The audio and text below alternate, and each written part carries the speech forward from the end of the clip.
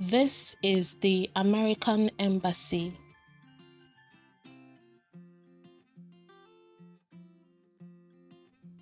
This is an English test.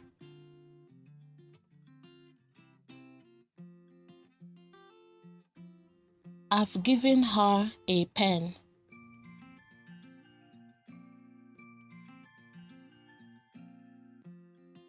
It is supposed to rain today.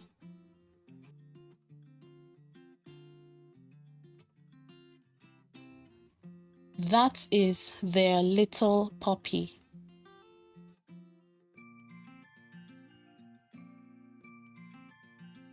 We took a test in class.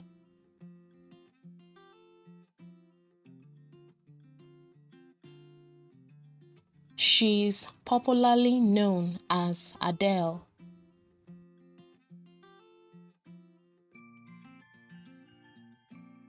I am happy with his result.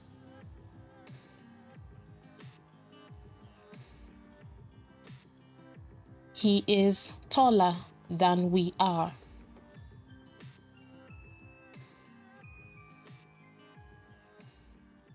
Happy birthday to you.